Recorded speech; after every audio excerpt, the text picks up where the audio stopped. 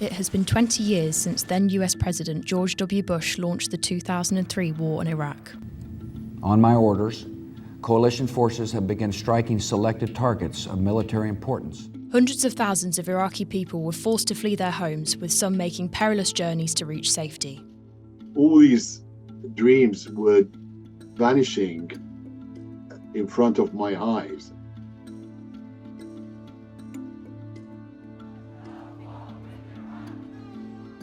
It was just desolate, really. Economically, we had been strangled. Morally, we had been crushed. Though 2003 meant many more Iraqis had to leave their country, refugees had been forced to flee in the many decades before this conflict broke out. Roza Kurdo is a Harley Street cardiovascular clinic nurse and phlebotomist who fled Iraq as a 4-year-old with her mother in 2001. Ms. Kurdo and her mother faced a treacherous journey to escape killings in Iraqi Kurdistan under Saddam Hussein's regime, in boat crossings and in a lorry. She says her family escaped persecution as Iraqi Kurds and is writing a book from her childhood perspective as part of a healing process. Ms. Kurdo told The Independent about how the war has changed her life.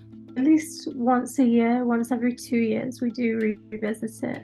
Particularly, we are still in contact with some of the people that we shared that journey with. This need for relocation, it caused me to be here in England and grow up here with an English education and an English lifestyle. And for those reasons, obviously, it's changed my life completely. But at the same time, it doesn't deter us as a people, as a nation. It doesn't deter us from identifying with our roots. Growing up in Plymouth, not many people had life experiences such as that. While the 2003 conflict caused many Iraqis to be displaced, this was not the first time people were forced to leave. Following the establishment of Israel in 1948, Jews faced increasing hostility in Iraq. This oppression came to a head in 1969 when 9 Jews were hung in Baghdad charged with spying for Israel. 2 years later, Edwin Shuker, now 68, fled the country due to persecution as a Jewish Iraqi. He is now Vice President of the Board of Deputies of British Jews and lives in London with his family. Mr. Shuker told The Independent what it was like to visit Iraq for the first time in decades as the 2003 war was raging. The people of Iraq in general were betrayed. In 2022, a murderous new law called Law Number 1, 2022 threatened by punishing by death or life imprisonment any Iraqi inside Iraq or outside Iraq who makes contact with any Zionist or Freemason.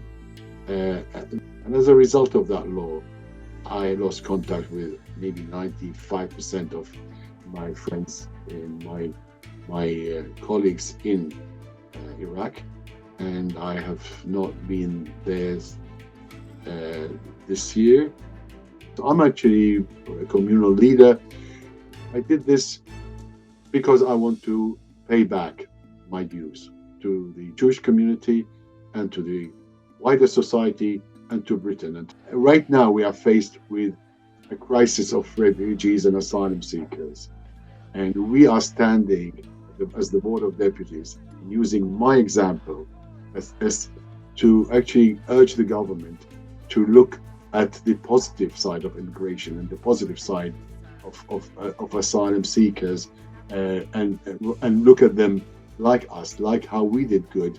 Each person is capable to do so given the opportunity.